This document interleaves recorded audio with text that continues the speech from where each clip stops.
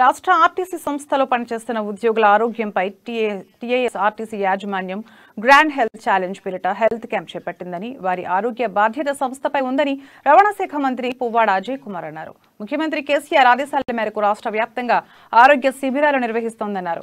ఈ మేరకు ఖమ్మం బస్టాండ్లో ఏర్పాటు చేసిన టీఎస్ఆర్టీసీ గ్రాండ్ హెల్త్ ఛాలెంజ్ ను మంత్రి పువ్వాడ ప్రారంభించారు. రాష్ట్ర వ్యాప్తంగా వివిధ విభాగాల్లో పనిచేస్తున్న సుమారు 50,000 మంది ఉద్యోగులకు వైద్య పరీక్షలు చేసి హెల్త్ ప్రొఫైల్ రూపొందించామని అన్నారు. ఉద్యోగులు ఆరోగ్యంగా ఉంటేనే సంస్థ ఆర్థికంగా పురోగతి సాధిస్తుందని మంత్రి అన్నారు. గ్రాండ్ హెల్త్ ఛాలెంజ్ ను విజయవంతం చేస్తున్న ఆర్టీసీ డిఎంలు, రీజియన్ మేనేజర్లు, ఎగ్జిక్యూటివ్ డైరెక్టర్లకు, వైద్యులకు, సిబ్బందిని మంత్రి పువ్వాడ అభినందించారు. మీ కష్టంతో మరి ముందుకు నడుస్తున్న సంస్థ ఇందులో కార్మికులు లేరు, యజమాన్యాలు లేవు. ఇదంతా మనది కాబట్టి మనం కాపాడుకోవాలని ఒక స్పృహతోని స్వయతోని ఉండే తప్పితే ప్రభుత్వం ఎప్పుడైనా సరే ఒక ప్రభుత్వ కార్పొరేషన్గా మనం దీన్ని తీసుకుపోతా ఉన్నాం తప్పితే వేరే ఏం లేదు. అందుకనే ముఖ్యమంత్రి గారు ప్రత్యేకించి దీన్ని కార్మికులు యాజమాన్యాన్ని కాకుండా అందరినీ ఉద్యోగస్తులు పిలవాలన్నాయా, ఉద్యోగస్తులు పిలిస్తేనే బాగుంటుంది అని చెప్పే ఉద్దేశంతో మనం ముందుకు తీసుకుపోతా ఉన్నాం.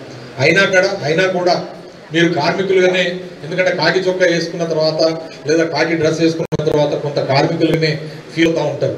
నాకు తెలుసు అందులో మరి మిట్ట మధ్యాహ్నం ఎండాకాలం 45 డిగ్రీల టెంపరేచర్లో మా డ్రైవర్ అన్న చొక్కా తీసి పక్కన పెట్టి బనీన్ మీద నడుపుతుంటాడు. డ్రైవింగ్ మామూలు విషయం కాదు. అది పాత బస్సులు, ఆ బస్సులకి కనీసం ఏముంటుందని పవర్ స్టీరింగ్ కూడా ఉండదు.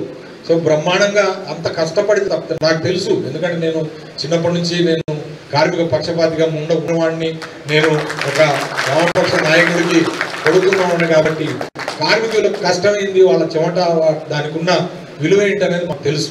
అందుకని వాళ్ళ కష్టంతో నడిచేది అటు డ్రైవర్లు కానీ, కండక్టర్లు కానీ, శ్రామికులు కానీ, లేదా సూపర్వైజర్లు కానీ వాళ్ళు నిత్యం ఈ కార్పొరేషన్ని పరిరక్షించుకుంటూ తమ సంస్థగా ముందుకు తీసుకుపోతా ఉన్న సమయం. కాబట్టి మీరందరూ కూడా దయచేసి మనం అందరం కలిసి ఐక్యంగా ఈ ప్రజా రవాణాన్ని ఇంకా ముందుకు తీసుకెళ్ళాలి.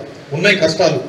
వచ్చిన కష్టకాలంలో 2 సంవత్సరాలు కరోనా సమయం కాబట్టి మన ఆదాయం ఎంత కోల్పోయినామంటే ప్రతిరోజు 13-14 కోట్ల దగ్గర 2-3 కోట్లు కూడా రాకపోతే మీరు ఒక్కసారి ఆలోచన చేయండి. 6 నెలల పాటు లాక్డౌన్లో పూర్తిగా బస్సులు డిపోలకే పరిమితమైన సమయంలో 180 రోజులు ఇంటూ 10 కోట్ల రూపాయలు ప్రతిరోజు టికెట్ ఆదాయం మనం కోల్పోతే దాదాపు 1800 కోట్ల రూపాయలు ఆ ఒక్క 6 నెలల్లోనే మనం టికెట్ ఆదాయం కోల్పోయినాం. ఓవరాల్గా 2 సంవత్సరాల మీద మనకి 2600 కోట్లు బస్సులు డిపోలకు పరిమితమైన ధరిమిన మనకు వచ్చిన నష్టం. అయినా కూడా వాటన్ని అధిగమించి ప్రభుత్వం తన సొమ్ము నుంచి కొంత మన ఖజానా నుంచి ఇచ్చి ఆర్టీసీ ఆదుకునే పరిస్థితి ఉంది. దాని నుంచి నిదానంగా ముందుకు పోతా ఉన్నాం. ఇవాళ ఈ రీజియన్ కూడా 75 కోట్ల లాస్లో ఉన్న ఖమ్మం రీజియన్